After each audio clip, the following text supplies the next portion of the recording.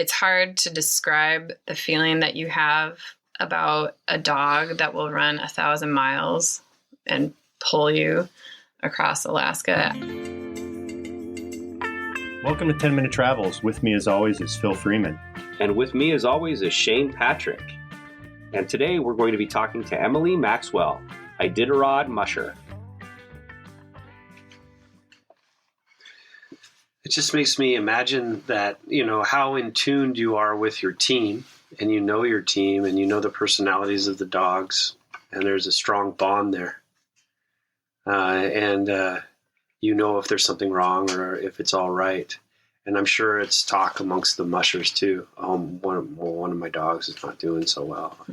It's on the mind of all the mushers, I imagine. In these bonds that you're making with these dogs, and the dogs want to run, don't they? Oh yeah. They want to do that. I know there's some criticism about dog mushing, about the cruelty to the animals or whatnot. There's pushback from the mushers that say you don't even get it. Mm-hmm. What's your take on all that? I'm definitely on board with those mushers. There's a saying that you can't push a wet noodle down the trail, and that's your gang line, right? So if the gang line is tight, it's because the dogs are pulling, and you cannot force them to pull. I can't force you to go out and take a lap around the block if you don't want to do it, right? I can ask you to, and if you want to, you will. But same thing with the dogs. When they don't want to run, and other mushers have experienced this. I've experienced this. I had a team that was quitting this year because they didn't want to go anymore. And that's your cue. They're done, I think everyone who has a dog or a pet of any kind, they love that pet, but it's hard to describe the feeling that you have about a dog that will run 1,000 miles and pull you across Alaska.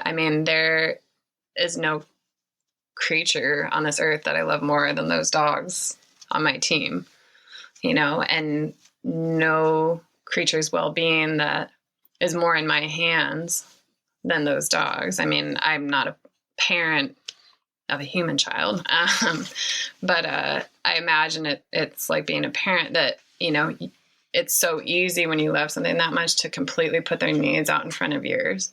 So those dogs eat before I do. They eat better than I do, and that's year round. When I was at a kennel, their rest comes first. Their everything comes first. If I haven't slept in 4 days and somebody's foot is sore, I'm out there massaging their foot, putting, salve on it and booting it up and keeping it protected, etc.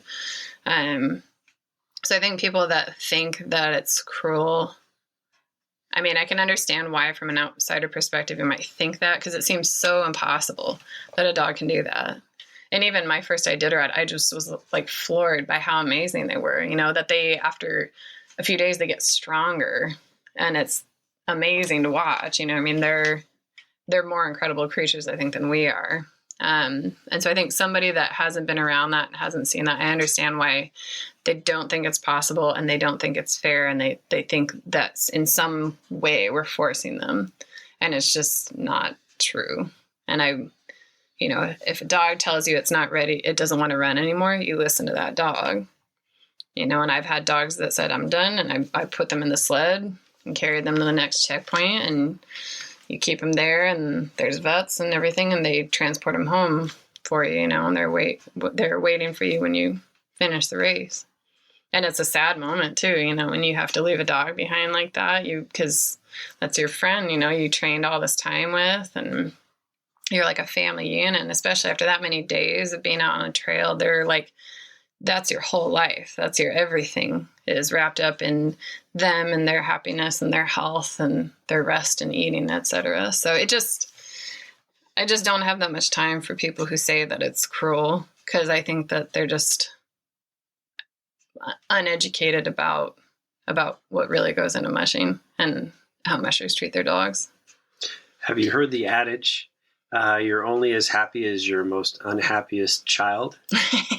Would you say that could be applicable to mushing? Oh, 100%. Because, if you have a dog that, say has a tummy ache or, anything, it's like all you can think about, if your team's happy and everybody's going down the trail and everybody's eating great and sleeping great, like you're the happiest person. But man, the second that something's not quite right with a dog, it's like that's like all you can think about, and you're trying to focus also on these other dogs, but you're just like, oh, so-and-so's, got a sore foot or shoulder or, whatever. And it just totally takes you down, and of course you have to do something to address whatever the issue is. So we've talked about the checkpoints a little bit. Some of them you're blazing through and some of them you're stopping for, like they give you a meal or you have your mandatory layovers and whatnot. My imagination is that mushers most of them are, if not introverted, at least really comfortable by themselves. So at these checkpoints, it seems like you guys are getting maybe a little more attention than you're used to throughout the year. How do you guys deal with that? Does everybody kind of glom together and mushers are over here and people leave you guys alone to get your rest and whatnot? Not always. I mean, there's a lot of media, and I noticed that especially my first year when I was sort of, halfway, towards the front of the pack. There's a lot of cameras, and every checkpoint will have a sleeping quarters for the mushers, and there's usually a big sign up that says no media, so you do have a place to go escape. And there's also a lot of tourism actually where people will fly along the trail and go to the checkpoints, and within reason you want to be friendly and informative to people, but it's hard to get out of that mindset of being alone with your dogs and really focusing on your dogs sometimes when somebody really wants to chat you up. And also you become you're very protective of your dogs and their space. So if somebody's around that you can tell the dog doesn't like or something, your interest is in keeping your dogs safe and happy and mentally comfortable as well as physically. But yeah, I mean, and I did a number of interviews the first year, and I don't mind at all. It's nice to be able to share that experience, and a lot of the world watches that and has interest in it. And how are they going to know if you don't talk and about you're promoting it? your sport. Sure, yeah. But yeah, other than that, there's so much going on too when you're at a checkpoint. Even on your 24-hour rest, you're busy. You get in there and you're feeding them, and that's your time to really check in with any, doing really extensive massage. I probably massage the dogs for 3 hours, on my 24-hour rest, probably a couple different times, and then you're feeding them still every 2-3 hours, give them a snack, and just trying to really pack calories in at that time. And then you're trying to rest yourself and you're trying to eat for yourself and, clean out your sled and do sled maintenance. 24 hours really flies by even on that rest. And then of course, other than that, your rests are probably a maximum of 8 hours mandatory. Some people might take those, more. Right? Yeah. So there's 2 8-hour rests and a 24 that are mandatory. And of course, everybody takes more rest than that. But other than that, it's kind of up to you how you structure that and when and where.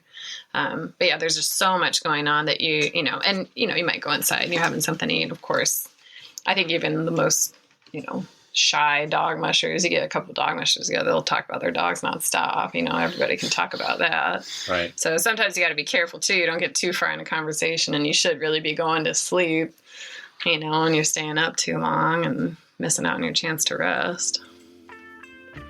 That was Emily Maxwell. If you want to learn more about Emily or any of the other things we do at 10 Minute Travels, please check out 10minutetravels.com. And we want to remind you to make sure that your sense of humor matches your sense of adventure.